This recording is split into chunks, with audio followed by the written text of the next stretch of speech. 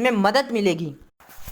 और हमारी संस्था का जो 8वां उद्देश्य यह रहेगा कि हमारे समाज में सबसे ज़्यादा जो कुरीतियाँ प्रचलित हैं, जैसे बाल विवाह, मृत्युभोज, दहेज, तो हमारी संस्था इन सभी कुरीतियों को खत्म करने का प्रयत्न करेगी। बाल विवाह से समाज में बहुत बुरा असर पड़ता है।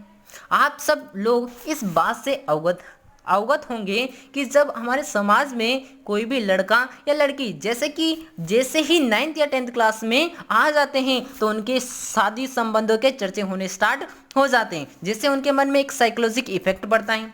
बाद में जाकर रिश्ते टूटते हैं, घरेलू झगड़े बढ़ते हैं, जिससे रोकना बहुत जरूरी है। तो हमारी संस्था इन कुरीतियों के प्रति एक जन जागरूक अभियान चलाएगी, प्रत्येक लोगों को इससे जागरूक करेगी, इससे जो साइकोलॉजिक इफेक्ट पड़ता है उनके बारे में लोगों को बताएगी, ताकि लोगों को पता चले कि इससे क्या क्या नुकसान है हमारे समाज में। और हमारी संस्था का जो 9वां उद्देश्य रहेगा कि समाज के निर्धन बालक बालिकाओं के विवाह हेतु विवाह सम्मेलन का आयोजन कराया जाएगा, जो कि एक बहुत बड़ा कार्य होगा। हमारी संस्था का जो अंतिम उद्देश्य है, और ये उद्देश्य हमारी संस्था का ही नहीं बल्कि समाज की, जिसमें सभी संस्थाएं इसी के लिए कार्य कर रही हैं, संविधान की ऐसी सूची में अहिरवाल या एरवाल शब्द को जुड़वाना। इसके लिए हमें मिलकर कार्य करना पड़ेगा और समाज की सभी संस्थाओं को एकजुट होकर कार्य करना पड़ेगा।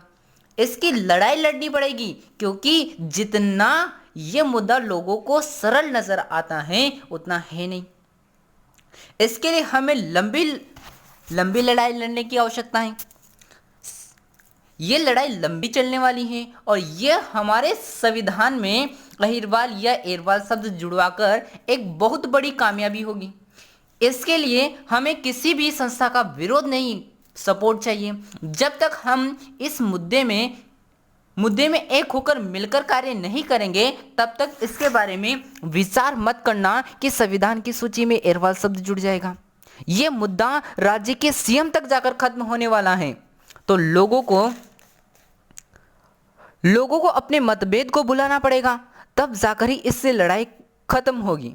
नहीं तो वही दूसरे समाज के लोग हम पर अंग्रेजों की तरह फूट डालो नीति अपनाकर हमारी जाति के एक दूसरे को लड़ाएंगे। हमें अपने विवेक से कार्य करना पड़ेगा, तभी जाकर हमारा समाज एक आदर्श समाज बन पाएगा। इन सभी उद्देश्यों को पूर्ण करने के